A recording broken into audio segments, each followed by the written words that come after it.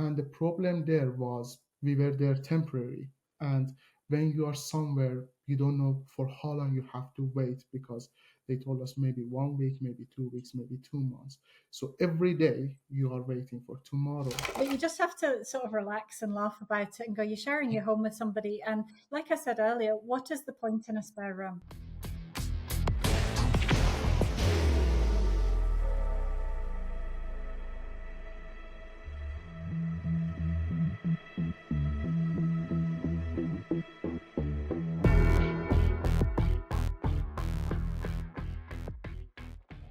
The UK's approach to housing refugees and asylum seekers has shifted dramatically in recent years. Traditionally, longer rentals, private rentals were preferred. However, since 2020, and let's face it, increase in refugee and asylum seekers' claim, this has shifted, and now more temporary, more hotel-like housing is preferred.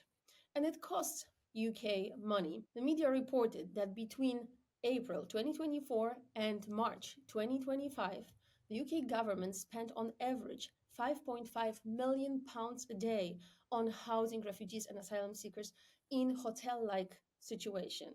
And when I mean hotel, it's really not what you have in your mind when you think about hotel accommodation. But it's episode 1 of season 5, so let's not focus only on problems. Let's try to find solutions. And it happens that we have quite a nice solution for you today.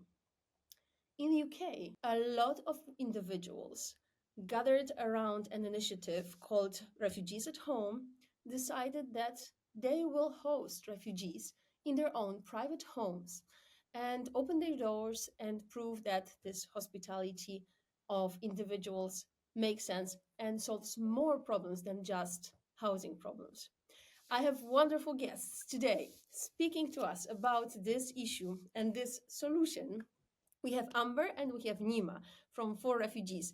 Amber is a co-founder of forRefugees and a CEO, and Nima serves as a trustee. But you guys met in this housing-like situation. So first of all, guys, tell us what it is. The Refugees at Home, this is not your initiative. This is an initiative you decided to partner with, and how did it happen, and what does it do specifically? Sure. So we heard, my husband and I heard about this organisation, Refugees at Home, back in 2016, and it had been set up to enable matching between people who had a spare room in their home and asylum seekers or refugees who had no, like, short or temporary amounts of time that where they weren't going to be housed by the government, or to be able to go into private rentals. And they matched up people who would essentially otherwise be homeless with people who had a spare room. And we obviously loved the sound of that. We decided to sign up. They asked someone to come to our home who was used to doing home visits. And they said, is everybody in the house aware that a guest has been invited in? Have you thought about how you're going to share your washing machine, how you're going to share your fridge, if you're going to cook for people? And just general questions, making sure that there was like a bedroom that was suitable, a bathroom that was suitable, and how the house would be shared. Down to like what happens if you go away and your pets need looked after, to like, will you give someone a house key? And I found actually that meeting very enlightening. It made you think about things about sharing your home that you hadn't really thought about before. And I thought it was, well, both my husband and I thought it was a really good process. Mm-hmm. So why did you decide on that, you and your husband? Is it because of your experience with forRefugees, you're volunteering in other places? And no, because this happened at the same time as I set up forRefugees. So in late 2015, early 2016, we just heard about the refugee crisis, if you like, kind of landing on the shores of Europe, because at that time it was all about the boat landings and the arrivals into Lesbos. In those times, it was mostly about Syrian refugees. But it was just this idea of somebody who would be homeless needing a room. Why on earth would we? I think ever since then, I've kind of thought that spare rooms are a completely stupid thing to have. Why do we have rooms that sit empty? So ever since then, we've not really had any empty rooms in our home. And I think, we're lucky that we had a spare room, but or two, but so it seems perfectly sensible that someone would live in it. Why wouldn't they? I'm so curious about the first time, like when Amber, you decided to start hosting the first time, and Anima, for you, how was it at the beginning when you first came and matched with Amber? Was there something really strange, awkward? What did you expect, and didn't happen or happened? So, who wants to start? I guess I'll go first then. Ladies first. So so Nima Nima had been living in Greece, and I had obviously been volunteering across there. And a mutual friend who worked for one of the NGOs, she messaged me one day and said, "Hey, Nima and his best friend Omid had made it to the UK, and could I go and meet them for a coffee?" So this is back in 2020. So I went and met them both for coffee, and we got on really well, and they were such lovely people and so nice. And they were both being hosted in a hotel at the time by the Home Office in London, but they weren't in the same hotel. And I would say that their friendship is more like a lifeline to each other than like just a normal friendship. That it's like a brotherhood. And there came a day when I heard that Nima was being sent, like basically it's a phone call in the morning that says pack your bags and take a bus in the evening. It's coming to pick you up, and we're taking you to the Folkestone barracks, which was quite a controversial accommodation site in the UK. But after Nima had been there, so he got picked up one day and taken down to Folkestone, which is a couple of 100 miles away on the south coast. And I was very worried about his mental state and the mental health about going there, being separated from Omid and also being so isolated. So we stayed in touch, and I spoke to him every few days. And he was, being Nima, he had started to teach English. His English has always been really good. So he'd started to teach some of the other people living there English. And from his excellent English, he'd also started being used as a translator by the guy that ran the place. So he was essentially getting on well as could be expected. But I could still sense that he was not happy there, and he absolutely hated being separated from Omid. Um, and because it was COVID times, travel wasn't very easy. I mean, it wouldn't have been affordable or easy at the time anyway. But Omid could just as easily have been sent up north and been further away in a different hotel. So I phoned Nima one day and I just said, look, I appreciate that you've got people at the barracks who are potentially speaking in Farsi, people that you can relate to, maybe you can cook together or whatever, and you're teaching and all the rest of it. But if you're not that happy there, then my husband and I would like to see if you wanted to come and live with us.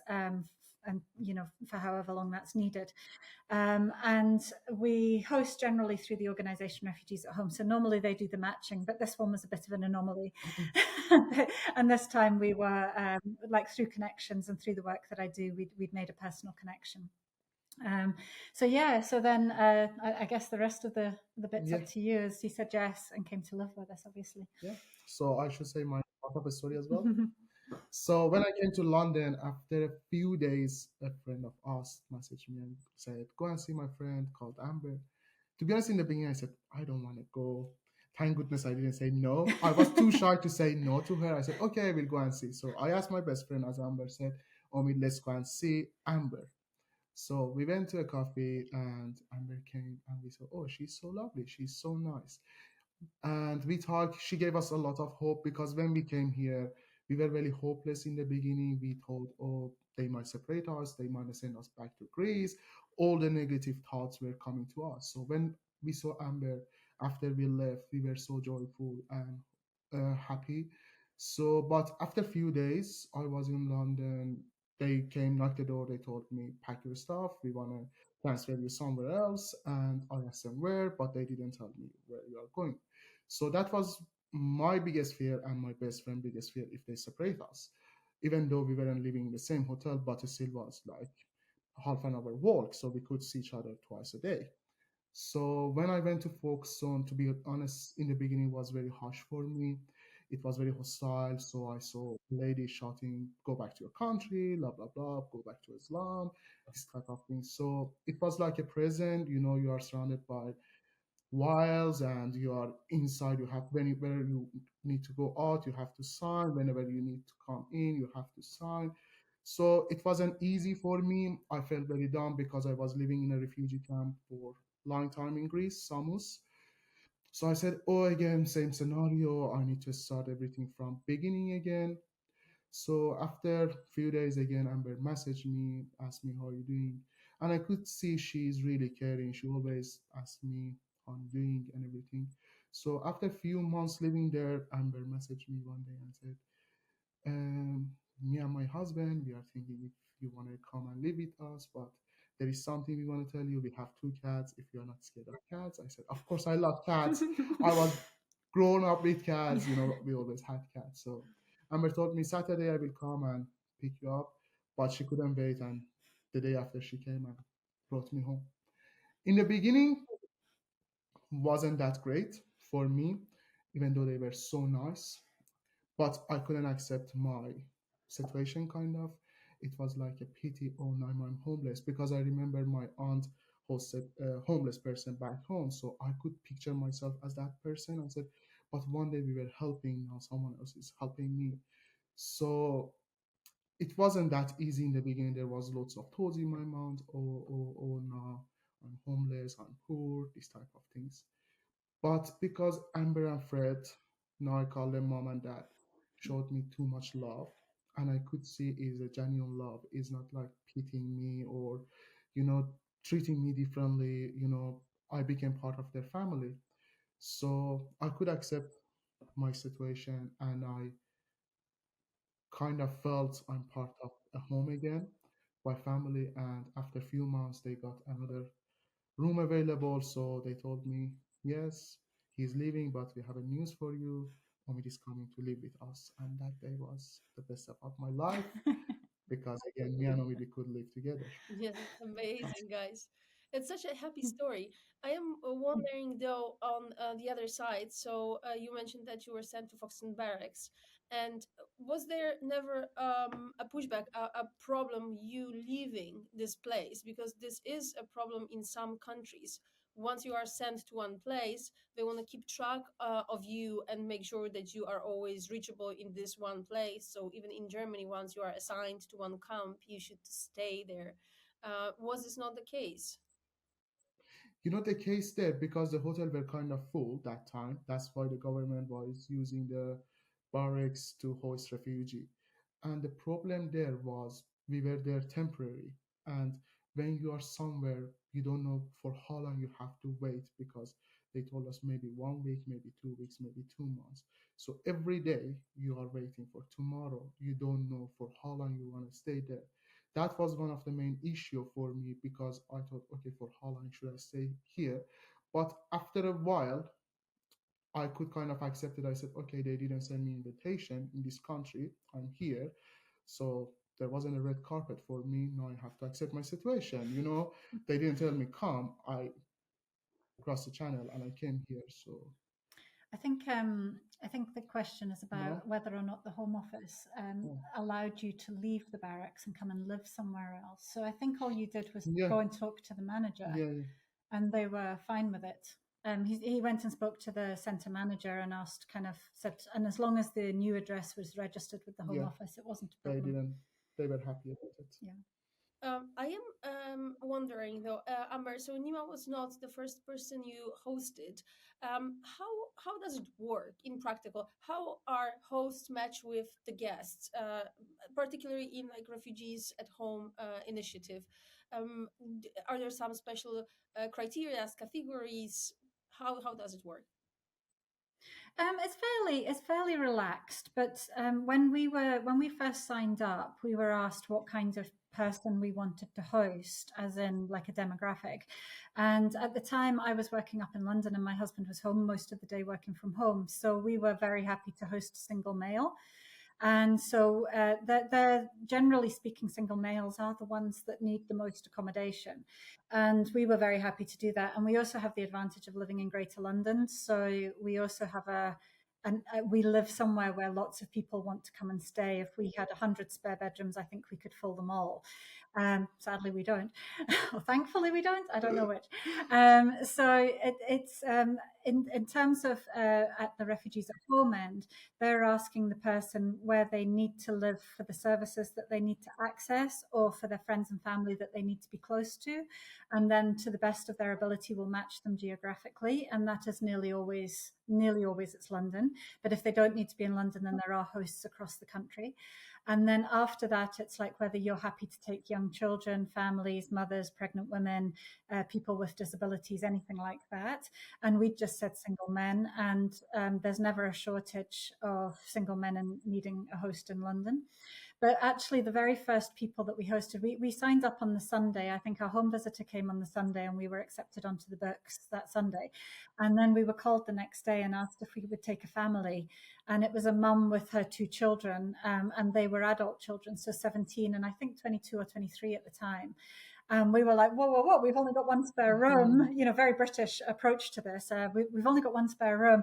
And it's like, no, this family is very happy to share that room. The son will be on the floor. The mother and daughter have never been separated, so they're very happy to share just one bedroom. And could you host this family? And we're like, yes, of course we can. But we signed up for one person and they placed a family with us. So I think that it's really about who's homeless and who has a room. And they do a mixture of long-term and emergency hosting. So some people will only stay for like a couple of nights. Some people stay for a couple of weeks. And in our case, many of our guests have stayed for a couple of years. Our current guest has been with us for 2.5 years. So it can be quite long-term. Mm-hmm. I'm very curious about the practicality of daily life. So you decided to host people for years. It must have affected a little bit your lifestyle, your routines, your habits. And I think this is something that people are afraid of a little bit when they hear about initiatives like this, that now their whole life will be turned upside down. It is Yeah. better. It's just, it's not. Oh no, you have funny moments. You have such good moments. I think we were obviously concerned about this, but we everyone that's ever lived with us, they have their own bedroom. They have access to a bathroom. Whilst it's the family bathroom, there's two bathrooms, so Fred and I don't use it. So they have their own bathroom, they have their own bedroom, and they get a house key. And essentially, it's their home, so they can come and go as they please.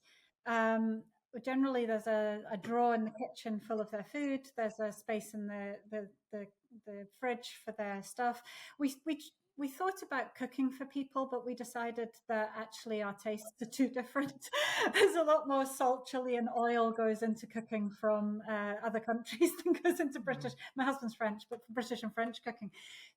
So like it actually worked better. Time of day, type of food that people eat, that they just help themselves to the kitchen.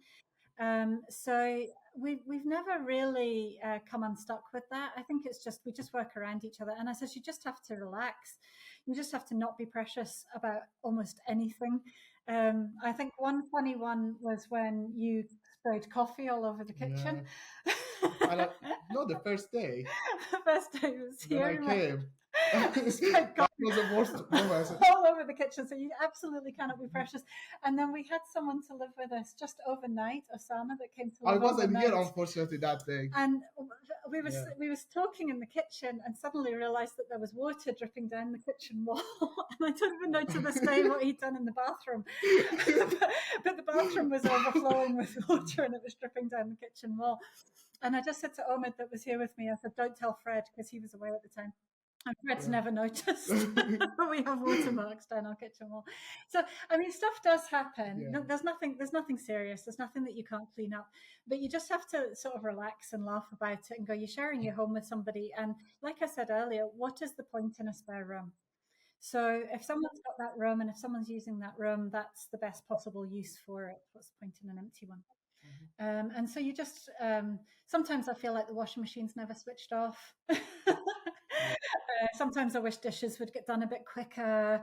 It was very good. I'm not looking at Yeah. you. Nemo I loves was the cleaning. best. Nemo absolutely Yeah. loves cleaning, so we never had to clean the house when he was here. So he's welcome back anytime.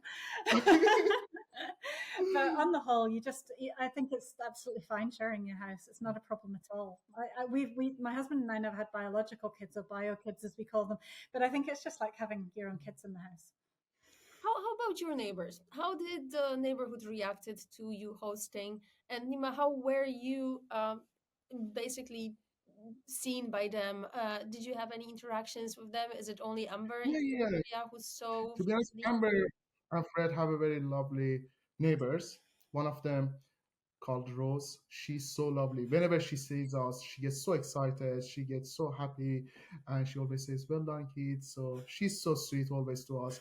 And I remember she went away for a while, so I was planting her flowers as well, plants. And then when she came back, she brought me chocolate as well. So she's very sweet. It's only, but here we don't really see neighbors. To be honest, At the they end of the don't know day, about our it's a existence. London Yeah, suburb, so so we do know our neighbours on both sides, but we don't know beyond that. But we're also in a very multicultural area. I think the rumor is that there's over 140 nationalities represented in the Croydon streets, and our neighbours on one side are Malaysian, on the other side Jamaican. So everyone is very open and welcoming anyway, because in fact, I think the family at the back are Farsi yeah, speakers, Farsi, aren't they? So that, yeah, we think that they're from Iran as well. unfortunately. Don't publish Not that. because we don't, because we will have a stupid conversation in the garden with Omid always in Farsi, and one day we realize, oh, she's from Iran, and we say, wow, she heard us. Susan can understand what we're saying. Yeah, we thought nobody will understand. Nima, how long have you stayed with Amber and her husband Fred? I think I came here in November 22, but I started uni next year in around About a year and a September. half. Then I went, but I would come here. I still had my room, so I would go to Central. But for example, every few weeks I would come and stay for a couple of days, then again go there and come. So until 22. Yeah, until 22. My husband and I have a rental flat as well, and I kind of call it the halfway house now, because people who've lived here then go and live in the rental flat. So when they moved out, they moved into the rental flat, and now they won't leave it. So now So we don't really leave. We always stay. they live 10 minutes away, and they're Yeah. our tenants now. So Yeah. we're now in landlord capacity. Yeah. And very good tenants. Yeah, you mentioned Nima that then you started your studies, and I'm wondering because my theory is that hosting people in private house solves so many more issues than just the issue of housing, of lack of housing in the system. Gives some sense of safety, security, and allows people to develop and flourish and, for example, apply for universities. Would you confirm this theory? Of course, if I was in Folkestone or if I was somewhere else, to be honest, I didn't know how to apply for uni. I didn't have a clue. I always had that dream going back to university, but I didn't think it's going to be possible. So by coming and living here, that gave me chance. So Amber knows the system much better than I do, and there was a help from them for me to go to uni. I would study in my room because my English wasn't that perfect, so I would come downstairs and try to use my fancy words to have conversation with them, and they would say, "Oh, you learned this word now." We always would make fun about it. So I had a peace of mind, kind of real. I had that comfort to be able to study while I was at home. So if I didn't live here, I wouldn't go to uni. To be honest, would be kind of impossible for me. I see Nima very much as a self-starter. I think he would have found a way, but I think it does help. And when he was up in London for temporarily as well, he was going up to London. It was through another contact that he'd made when he was in Samos that he got a place to live up there in King's Cross. That she was happy for him to stay and kind of house sit for her in King's Cross for free, which was incredibly nice. And that was his own connections and own links. So I know that he would have found a way, but I think it definitely gives you some stability and some help. If I helping didn't hand. have a computer and a free room, how could I study and Yeah. focus on while I'm sharing the place with hundreds of people? I'm spending my time queuing for food. So, guys, we are moving a little bit towards the problems and the gaps in the system. I'm curious, how do you see it from the perspective of being hosted, and being in the system, but also from the perspective of founder and trustee of forRefugees? What are the biggest gaps in the asylum system in the UK? The whole system is broken. Everything. I think, oh gosh, I think I mean, there are a lot. So I'm going to focus on the housing, but the kind of the reason that the refugees at home was set up in the first place is there are points in the system when people become homeless, and it's not through any fault of their own, as is the case for anybody who becomes homeless. It's not their fault. It's just that the system isn't built for allowing you to get on your feet in time for when they make you homeless. So whilst someone is an asylum seeker here, they're not allowed to work. They're totally dependent on the state. And that causes a lot of issues for people in the UK that say that, they should be working. It's like, well, they're not allowed to legally. There's no way that they can work.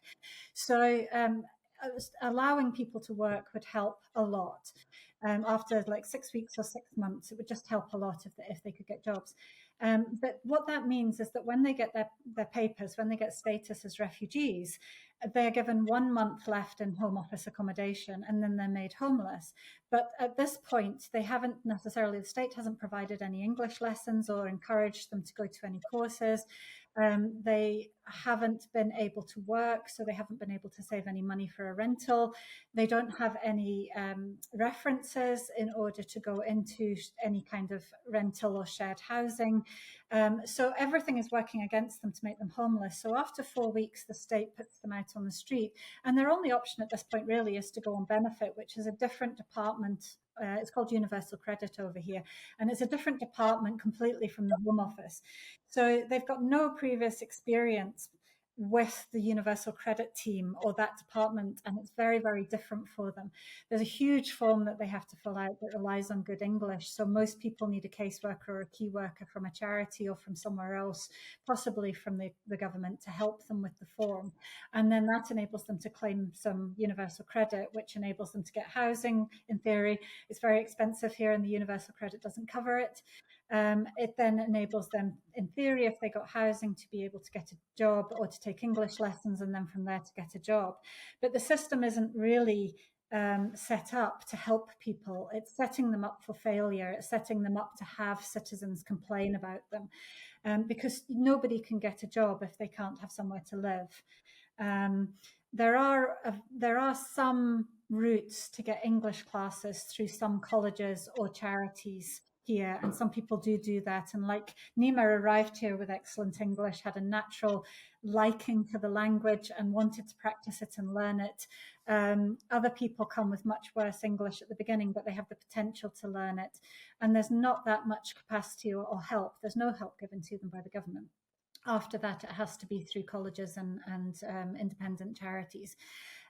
So it's not at all set up for success. It's set up for failure, and so Refugees at Home was created to allow people to have some time from when the Home Office made them homeless to getting back on their feet, getting universal credit, maybe finding someone from their community that can help them with housing, and then getting back on their feet and starting to think about work.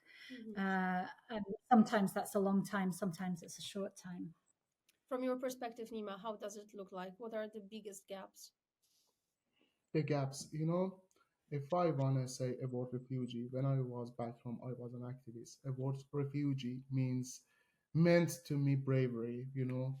I had lots of respect for a word refugee. But when I came here, first I was so proud of being a refugee because I left my country because of human rights for what I have done back home. But because the system, the media, the way they talk about the refugees, they put us down, they dehumanize us. So the word refugee brought shame to me. So I tried to kind of hide my identity. So even though I tried to be successful and I remember I was so annoyed because I couldn't work, contribute to the society, even though we were volunteering for a homeless charity. That was the only thing I could do that time. But I really wanted to do something with my life. I didn't want to waste my time. So when I went to university, I was trying to hide it from my classmates. I didn't want they know I'm a refugee. Or after I got my right to work, I got my refugee status here. The day after, Amber helped me to do my CV and everything. I applied for a job. I said, the day after, I want to work. I don't want to be on benefits from the state. So in my workplace, I was HR that time, but I was trying to hide it from people that I'm a refugee, because of the system. Even now, in the hospital, they don't know I'm a refugee. You know, so many times I was with my colleagues because there was some protest was going on and they were saying, we love foreigners. We love foreigners. People like you. See, you are coming here. You are contributing to the country. You are doing this. You are doing an amazing job. You are looking after our elderly. But we don't want these people coming by boat. Sometimes I want to say I'm one of them. And Mm-hmm. so many people are working in a care home, in the hospital, in the restaurants. They are coming by boat as well. But now people have this negative thought about refugees and asylum seekers because of the government. Mm-hmm. And there is a big gap, to be honest. Mm-hmm. So People will when you change are, the yeah, perspective immediately when you say, oh, I'm a refugee. it is so interesting what you're saying, Nima, because it works even like this hiding your background in being a refugee. Um, it works in the UK, such a multinational, multicultural environment. It doesn't go well in other locations. I don't think this should be a case that you should feel like not revealing that you're a refugee should be something that you feel you have to do. But I'm thinking about Greece here, where basically every foreigner with a darker skin is viewed as a refugee, even if they are not, right? The same is predominantly in my country, in Poland. I'm wondering also, guys, from your perspective as founder and a trustee of forRefugees, when you think about the situation in the UK, how it has changed over the last few years, can you tell us a little bit of how it looks like right now compared to, let's say, 5 years ago when Nima came for the first time? How did the population change? How did the services change? And how did the UK society's view have changed because of the new arrivals? Yeah, it's a really weird one for me because the over the years, over the last like 10 plus years, the the feeling towards not just refugees and asylum seekers, but more recently it's become all immigrants, has been a manufactured problem almost by, let's face it, politicians who are trying to use immigrants as scapegoats for all of the country's issues instead of actually dealing with them and tackling them. And there seems to be a propaganda campaign of blaming immigrants and trying to divide the nation and divide people.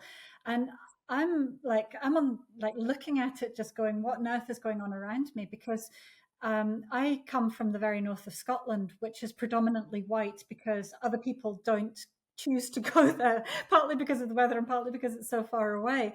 But then moving down to London like nearly 30 years ago and just being surrounded by a multicultural melting pot of people from around the world, I can't think of anything more amazing and more beautiful.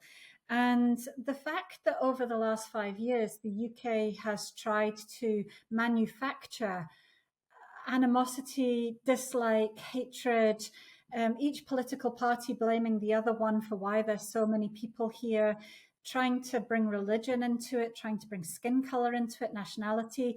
I mean, I'm now at the point where I'm a Scottish person in England, feeling that the English don't want me here. My husband's French, you can't get any closer as a neighbor. He's starting to feel that he's not wanted here. Who exactly are they being like getting angry at. And when we look at the numbers of asylum seekers and refugees who've come to the UK over the past 20 years, it's barely changed.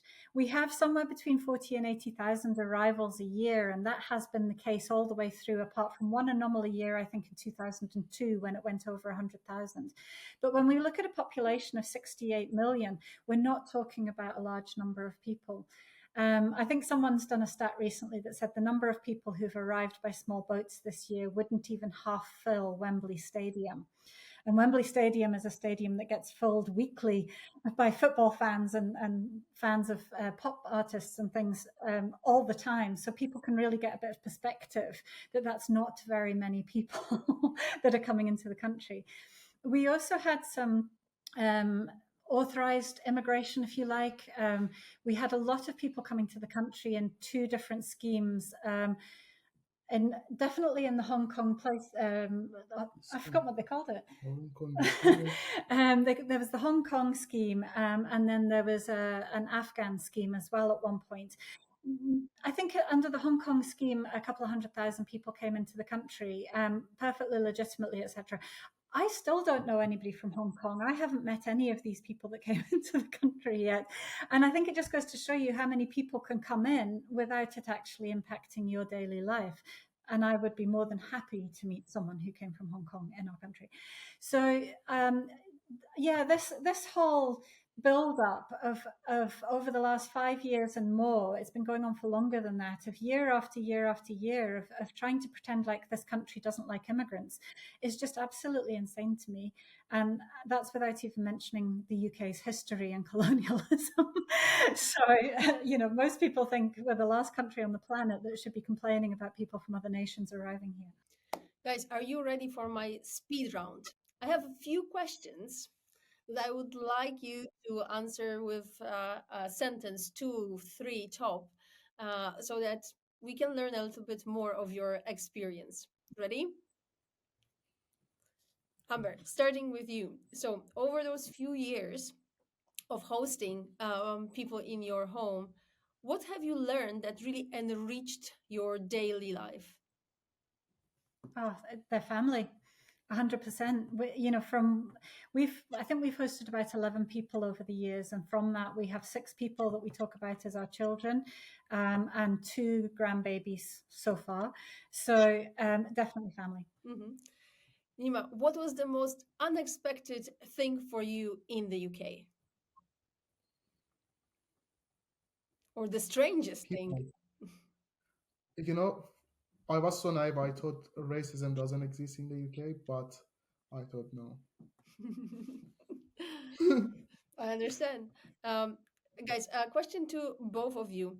What was the most surprising moment in your connection as a host and as a guest throughout this time when you were living together? I think Amber knows everything about us. That surprised me. The way she knows us is like mom knows the child. Smallest things she knows. It is that. It's just really the family element of how close you can become to someone who starts as a stranger, and it happens fast. It happens really quickly. Mm-hmm. Amber, for people who are considering hosting within the refugees at home or any other system, what would be one piece of advice you'd give them? Relax. Don't worry. Don't sweat the small stuff. Open your home, open your heart. Wonderful. Well, what a beautiful conclusion to this episode. Amber, Nima, thank you very much for sharing your experiences with us, for bringing this beautiful human story to the podcast. Thank you very much. Thanks for having us. Thank you very much for joining us and watching and listening to this episode. We are on every possible podcasting platform. We're back with season 5, so check us regularly.